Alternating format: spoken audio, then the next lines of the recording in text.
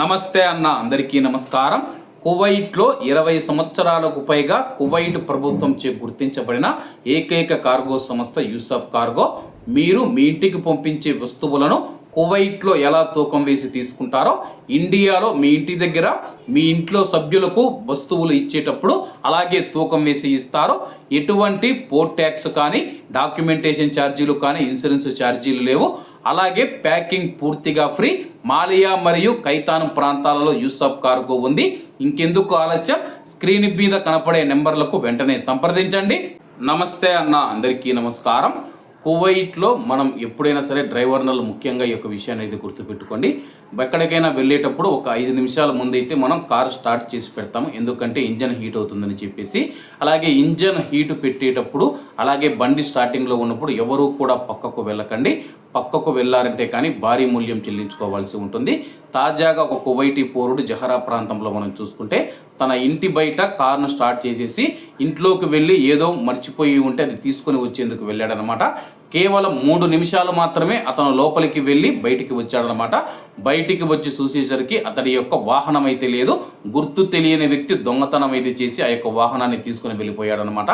అలాగే కువైటీ పౌరుడు వెంటనే వెళ్ళి తైమా పోలీస్ స్టేషన్లో ఫిర్యాదు చేయడం జరిగింది. ఇలా నా వాహనం అయితే ఒక గుర్తు తెలియని వ్యక్తి దొంగతనం చేశాడు, నేనైతే బండి ఆన్లో పెట్టేసి ఇంట్లోకి వెళ్ళి బయటికి వచ్చే లోపే ఆ యొక్క వాహనం దొంగతనం జరిగిందని చెప్పేసి. అలాగే దర్యాప్తు అధికారులు ఎవరైతే ఉన్నారో పోలీస్ అధికారులు ఆ యొక్క కువైటీ పౌరుడు పైన ట్రాఫిక్ ఉల్లంఘనల కేసు నమోదు చేయడం జరిగింది.